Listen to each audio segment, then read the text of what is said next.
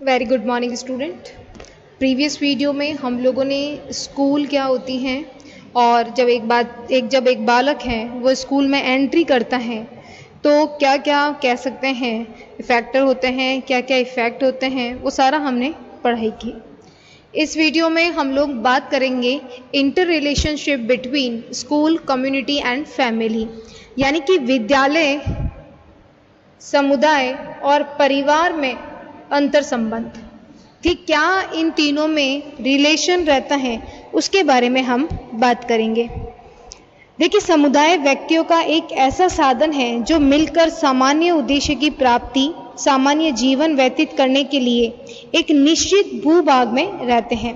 हमने previous video में community के बारे में पढ़ाई की थी और कम्युनिटी में मैंने आपको स्पेशल बताया था कि कम्युनिटी का मतलब क्या होता है कि एक स्पेशल जोग्राफिकल एरिया में को प्रेजेंट करते हैं कि जहाँ पे एक ग्रुप रहता है, मिलके रहते हैं और सभी एक दूसरे का सहयोग करते हैं और अपने उद्देश्य की प्राप्ति करते हैं। तो समुदाय के निर्माण के लिए आपको पता है भूभाग होना चाहिए, सामान्य जीवन स्तर होना चाहिए, आपस में एकता, यूनिटी की जो भावना है वो होना जरूरी है।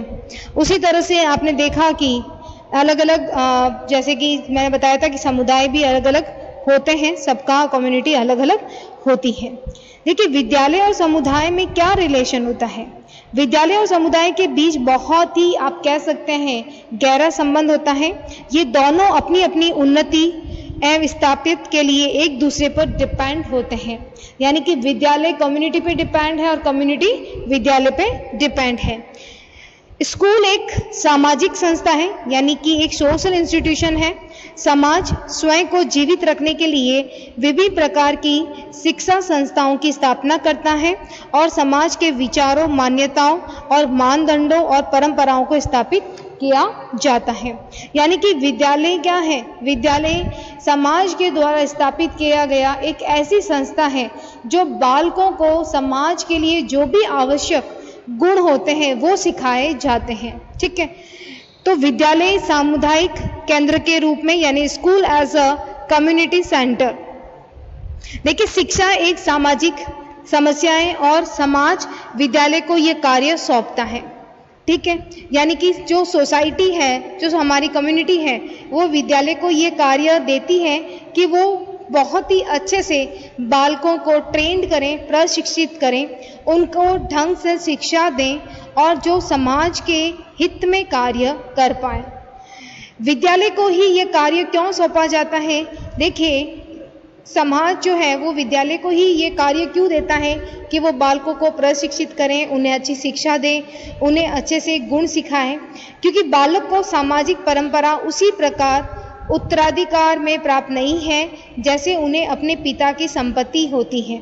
क्योंकि देखिए, जो हमारे नॉमिनी के रूप में हमें मिल जाता है कि हमारे फादर की ज़मीन हमारी होती है, ठीक है, तो असेट्स के रूप में हमें मिल जाती है, लेकिन शिक्षा हमेशा अर्जित की जाती है। ये हमें, आप कह सकते हैं, उत्तराधिकार या नॉमिनी के रूप में नहीं मिलती है, इसीलिए हमें इसको सीखना जरूरी है। बालकों को समाज की सांस्कृतिक विरासत जन्म के साथ नहीं मिलती है, बल्कि उसे अपने लर्निंग पे पूरा फोकस करना होता है, सीखना होता है, तभी वो मिलती है। आपने देखा होगा कि जरूरी नहीं है कि डॉक्टर का बेटा डॉक्टर हो, अगर वो अच्छी पढ़ाई करेगा तो ही वो जो अच्छा सीखेगा तो ही वो डॉक्टर बन पाएगा। क्लियर है आपको? तो इसी तरह से शिक्षा अर्जित की जाती है। तो देखिए, यहाँ पे अगर हम बात करें कि समुदाय को विद्यालय के निकट लाएं या विद्यालय को समुदाय के निकट ले जाना, इसके लिए क्या क्या हमें करना चाहिए उसके बारे में हम लोग बात करेंगे। तो सबसे पहले हम बात करेंगे कि समुदाय को विद्यालय के निकट कैसे लाएं, यानी कि एक कम्युनिटी को हम विद्यालय के पास में कैसे लेके आएं। तो उसके लिए कुछ पॉइंट है जो हम डिस्कस करने वाले हैं। सबसे पहले है कि अगर आप चाहते हैं कि कम्युनिटी विद्यालय के, यानी स्कूल के पास में आए, तो देखिए यहाँ पे हम क्या चाहते हैं, जो कम्युनिटी है हमारी, वो क्या चाहते हैं, वो हमारे स्कूल के पास में आए। तो कैसे आए? तो इनवाइट अ कम्युनिटी मेंबर, यानी कि समुदाय के सदस्यों को आमंत्रित करना। किसके सदस्यों को आप आमंत्रित कर रहे हो? समुदाय के सदस्यों को। क्लियर है आपको?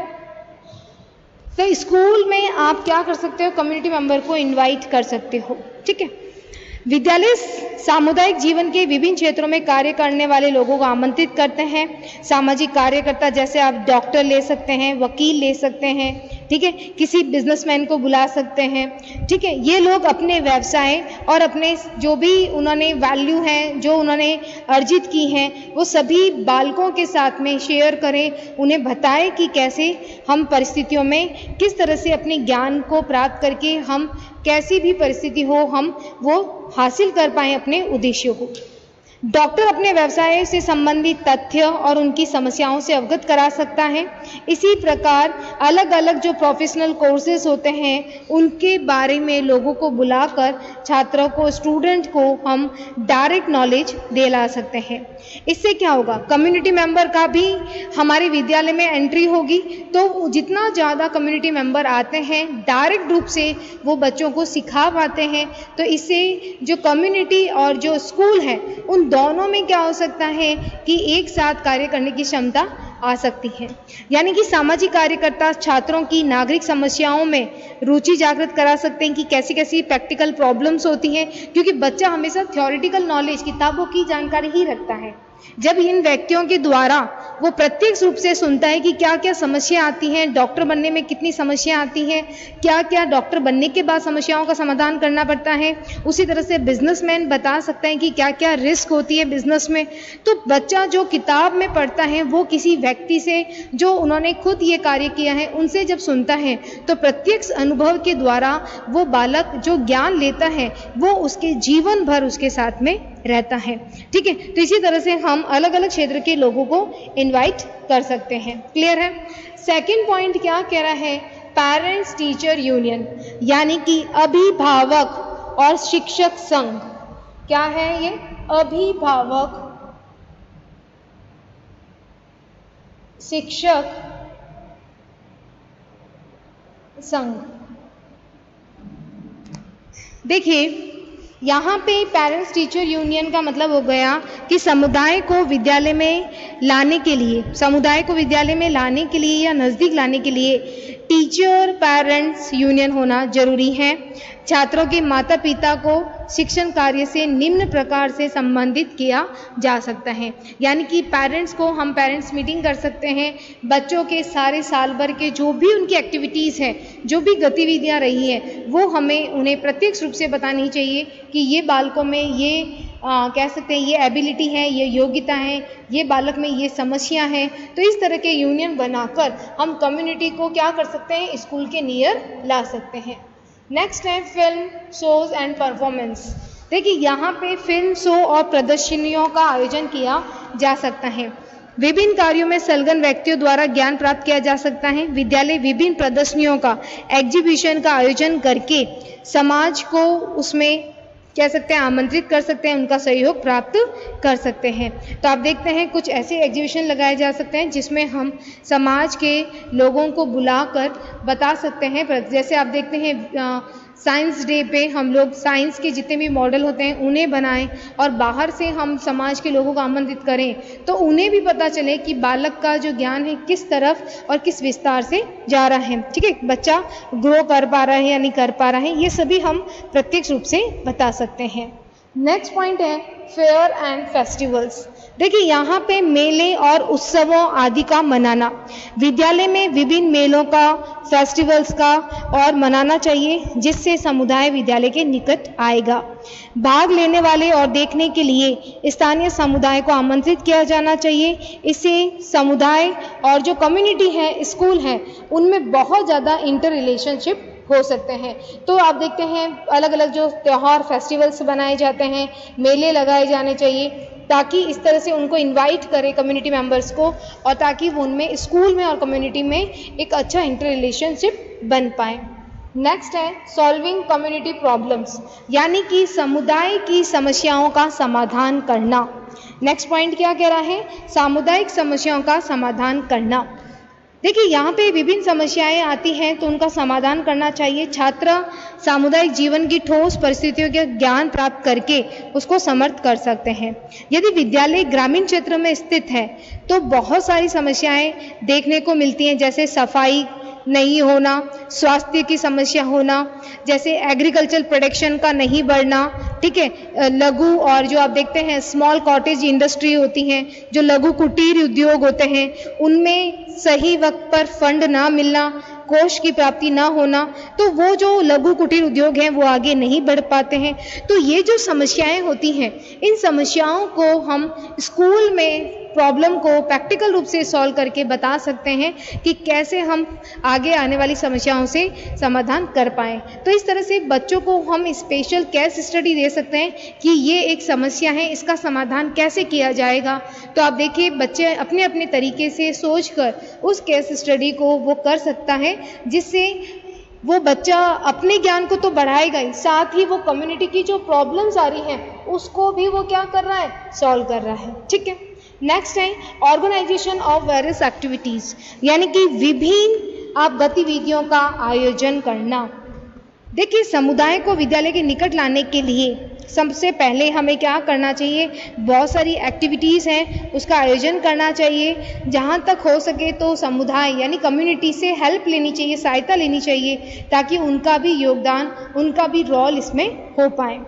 ठीक है, साथ ही साथ आप पौधा शिक्षा केंद्र भी बना सकते हैं। विद्यालय जिस समुदाय में स्थित है उसमें जो भी अनएजुकेटेड पर्सन है उनको साक्षर बनाने का कार्य किया जा सकता है। ठीक है, और साथ ही साथ आप ये कर सकते हैं कि विद्यालय समय के उपरांत जो आप एडल्ट एजुकेशन सेंटर हैं वो बना सकते हैं। ठीक है, ताकि लोगों को साक्षर किया जा सके।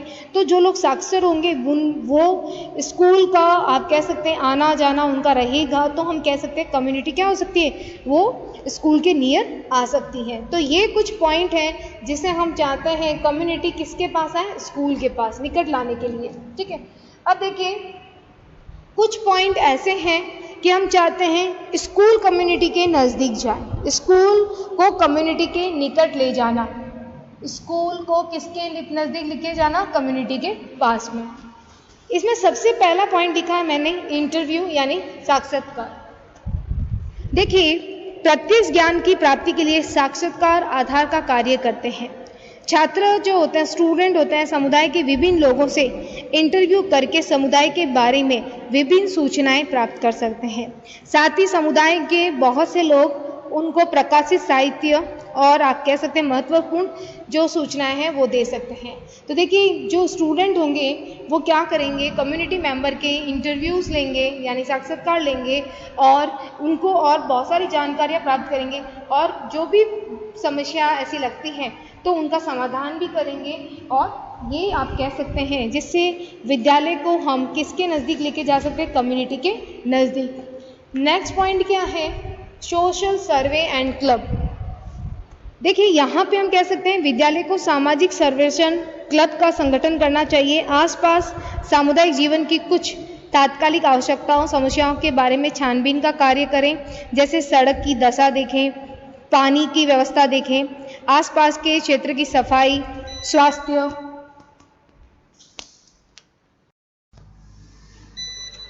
सोशल सर्वे एंड क्लब में हमने देखा था कि अलग अलग आप क्या सकते हैं, क्लब बना सकते हैं, समस्याएं देख सकते हैं आसपास की। ठीक है, साथ ही साथ छोटे छोटे टोली आप कह सकते हैं बच्चों की छात्राओं की बनाकर गाँव में सर्वे करवा सकते हैं। ठीक है, और फिर उनकी सर्वे का आप कह सकते हैं एक रिपोर्ट तैयार की जा सकती है कि कैसे हमें सामुदायिक प्रॉब्लम समस्याओं का समाधान करना चाहिए। नेक्स्ट क्या कह रहा है, फील्ड। देखिए फील्ड ट्रिप्स में क्या होगा, यहाँ पे देखिए क्षेत्र पर्यटन, जिसे हम क्या कहते हैं, क्षेत्र पर्यटन के माध्यम से छात्रों को समुदाय में ले जाना चाहिए। पर्यटन का उद्देश्य मन बहलाव के लिए विद्यालय के बाहर जाना नहीं होना चाहिए, बल्कि समस्याओं का समाधान करना होना चाहिए कि जैसे समुदाय में, कम्युनिटी में जो जो प्रॉब्लम आती हैं उसको क्या कर पाएँ, सॉल्व कर पाएँ। तो बच्चों को एक ट्रिप पे लेके जाएं, लेकिन वो ट्रिप मौज मस्ती का नहीं होकर साथ ही साथ वो किस चीज़ होनी चाहिए, समस्याओं का समाधान करने से होना चाहिए। नेक्स्ट है social education system. Social education system का मतलब होता है सामाजिक शिक्षा की व्यवस्था। विद्यालय को नगरों ग्रामों में जाकर शिक्षापद, सांस्कृतिक कार्यक्रम, नाटक, भजन, कीर्तन आदि की व्यवस्था करनी चाहिए, जिससे विद्यालय जो है समुदाय के बहुत नज़दीक आ पाए, जो स्कूल है वो कम्युनिटी की जो कल्चर है उसको समझ पाए। तो आप देखिए बहुत सारी ऐसी व्यवस्था होनी जरूरी है।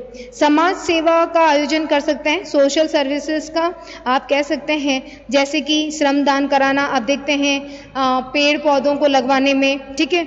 जैसे आप देखते हैं शिक्षक छात्रों का शहर ग्राम में जाकर श्रमदान, ग्रामीणों का उन्नति करना, उन्हें नए कह सकते हैं जो भी बदलाव आ रहे हैं, नई पॉलिसीज आ रही हैं, नई नीतियां आ रही हैं, उनकी जानकारी देना, जो आप कह सकते हैं जो साक्षर नहीं है उन्हें साक्षर बनाना, ठीक है। तो इस तरह से आयोजन भी करके एक विद्यालय क्या कर सकता है, कम्युनिटी के नज़दीक आ सकता है।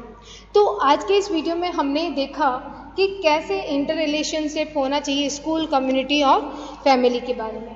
तो देखिए नेक्स्ट वीडियो में हम इसके आगे के पॉइंट देखेंगे। Okay, thank you.